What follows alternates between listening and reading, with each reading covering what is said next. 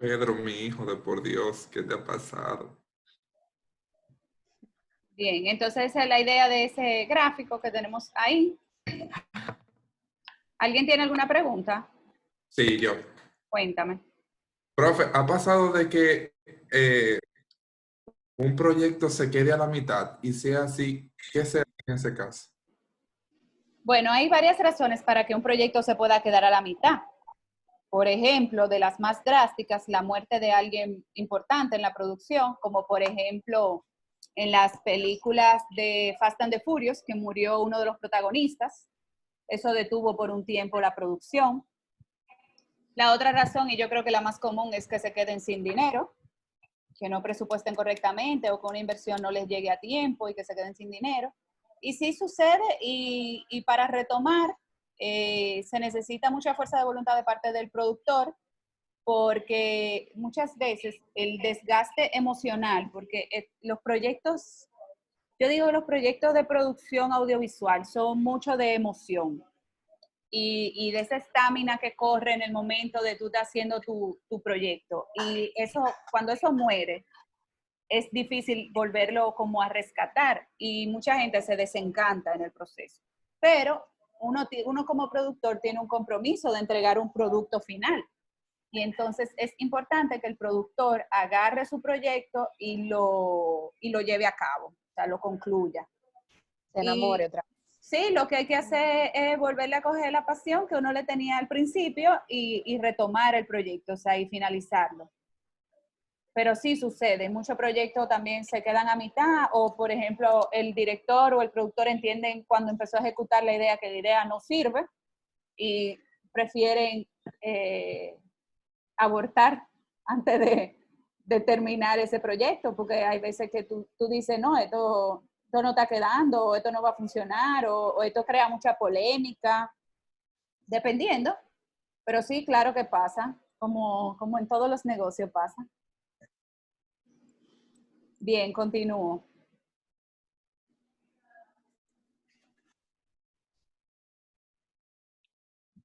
Eso lo van a ver, lo van a leer ustedes por su cuenta. Quiero llegar a esto. Cuando hablamos de costo, ¿se acuerdan? Vamos a retomar lo primero que conversamos, costo, que es el presupuesto, financiación y amortización. Aquí yo les tengo un ejemplo. Esto es una película que en su presupuesto tenía 2.6 millones de euros. ¿Cuánto recaudó? 561.000 euros. ¿Cuántos espectadores fueron? 101.000 personas. Si yo digo que fueron 101.000 personas y que recaudó ese monto, ay, ¿por qué se me quita el full screen de lo otro? Bueno, no van a tener el número, ¿verdad que no? Como $5 por persona. Exacto, $5 por persona. Ese era el cálculo que les quería trabajar para que ustedes vieran más o menos cómo se consideraba el tema de la taquilla.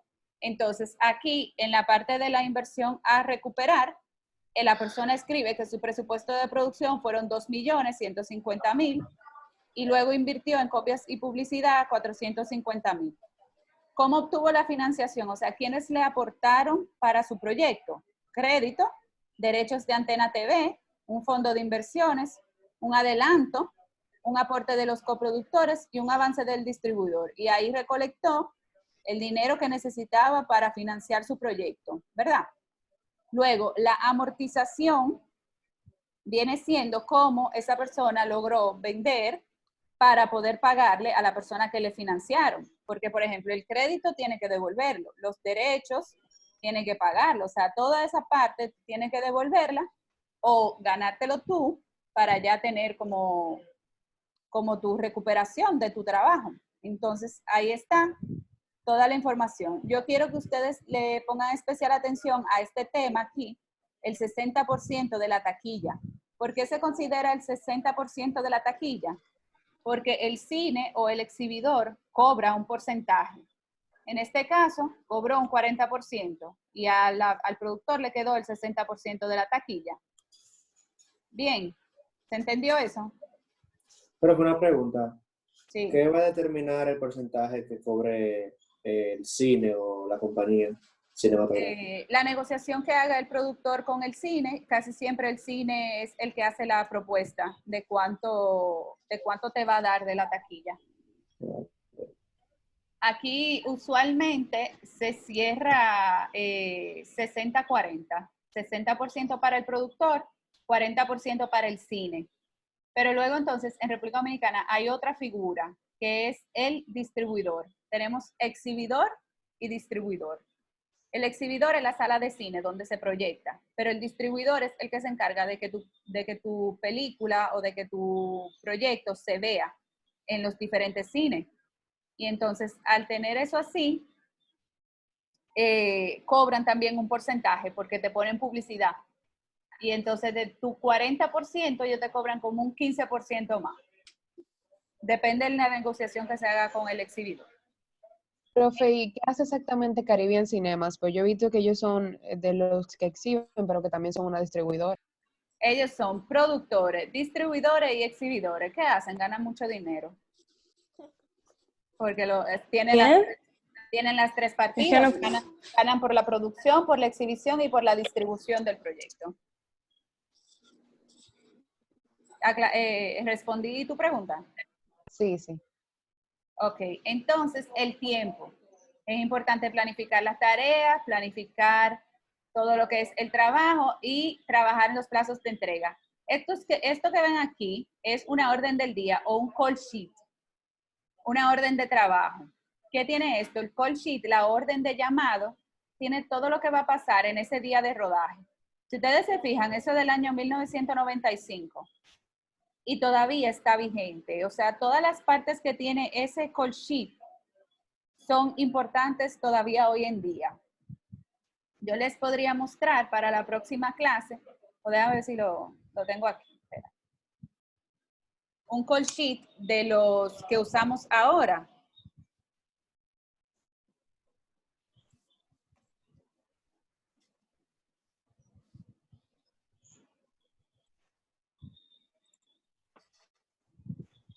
Este viene siendo un call sheet de una película en la que yo trabajé, donde tiene las mismas partes, o sea, cuánto es el crew, cuántas personas tiene el cast. Creo que se va a ver un poco chiquito, pero principalmente es simplemente para que se orienten. Eso lo vamos a ver más en detalle cuando trabajemos las órdenes de llamado. Tiene aquí toda la información, quién es el director, quién es el productor, tiene las locaciones que se van a trabajar, tienen las escenas, tienen los recursos que se van a usar. Por ejemplo, aquí se usa un dron, una GoPro, cuáles son los actores que van a trabajar ese día, cuáles son los extras que se necesitan, toda la información. Aquí abajo, por ejemplo, hay un mapa de la ubicación de la locación donde se va a grabar y las escenas que se van a grabar. Entonces, si nos devolvemos al ejemplo, tú tienes los personajes, tú tienes las secuencias, las escenas, el horario de maquillaje, a qué hora lo buscan, a qué hora tienen que estar listos, cuáles son las necesidades de rodaje. El atrezzo son los props, la utilería, cuáles son las necesidades de rodaje, cuál es la parte de decoración que se necesita, vestuario, todo. Mira, aquí está todo lo mismo que se utiliza ahora. Y en cuanto a la calidad es lo que va a hacer que nuestro proyecto se diferencie de otro y es lo que nos va a llevar a ser reconocidos. Yo pongo ahí un premio muy codiciado, pero eso es lo que nos va a llevar a diferenciarnos de los otros proyectos que están en el mercado. Y nada, quiero saber si tienen alguna pregunta del tema.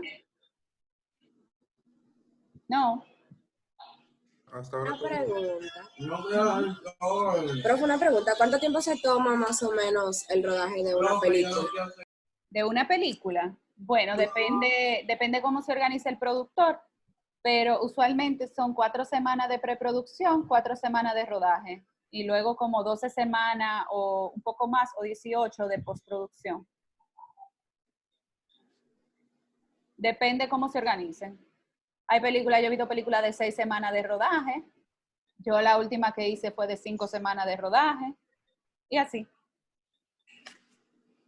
¿Tenían otra pregunta, alguien? ¿No? Sí, profe, ¿algún proyecto suyo que sea público que podamos ver? Bueno, proyecto mío que sea público, está el tráiler de una de las películas. La película no está disponible así online porque se exhibió en febrero. Todavía estamos en giro de festivales, se llama Cabarete. La puedes buscar desde el usuario de YouTube de Filmicana, que es mi compañía. Déjame ponerte en... Yo creo que yo vi el flyer, si no me equivoco de eso. el afiche, el Sí, póster. creo.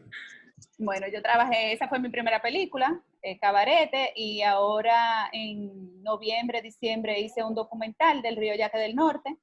Lo puede buscar, bueno, la puedo buscar en Instagram también, se llama Cabarete Movie, y en Instagram la del documental del Río Yaque se llama Río Yaque del Norte, todo pegado. Profe, usted puede ver de nosotros también. Claro, dime cuál es el de ustedes. La voz del río se llama. Chicas, díganle el nombre del suyo. Reescribiendo el futuro. ¿Están así en Instagram? Sí.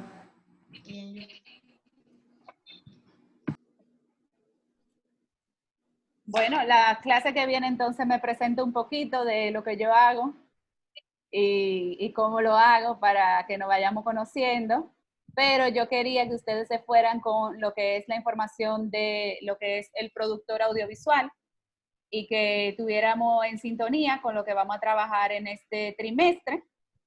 Si tienen alguna pregunta, me pueden mandar email. Yo les puse en el correo mi número de celular. Me pueden escribir, preferiblemente en horario de trabajo, o sea, de 9 de la mañana a 6 de la tarde. Y nada, cualquier pregunta que vaya surgiendo, mientras van haciendo las tareas y eso, yo estoy disponible. Y nada, que arranque el trimestre. Estoy contenta, me gusta ver muchas caras como interesadas en lo que es la producción audiovisual, que eso realmente yo lo descubrí hace 3 años. Yo no trabajaba en producción, yo trabajaba en tema de bancos y administrativos y ahí en la parte de administración de producciones y me he quedado, porque la verdad es que es muy interesante. Ya la clase que viene les hablaré entonces un poquito de lo que ha sido mi experiencia en producción. Pues nada, jóvenes. Una pregunta, profe. Profe, sí, después de Cristina. Que si la presentación va a estar en el aula virtual. Está ya en el aula virtual, sí, en la clase 1. Profe, La semana que viene también está. Dime. yo que entré a la sesión como un minuto después de que usted pasó lista, la segunda parte, desde las 7 de la noche. Está en la otra lista, no te preocupes. Ah, ok, perfecto. ¿Alguien más? ¿Alguna pregunta? Bueno. Todo claro. Tengan una buena noche y nos volvemos a encontrar el martes que viene a las 7. Va a ser de 7 a 10 de la noche. Perfecto. Ok. Bueno. Okay. Bye. Bye, profe. Buenas noches. Bye.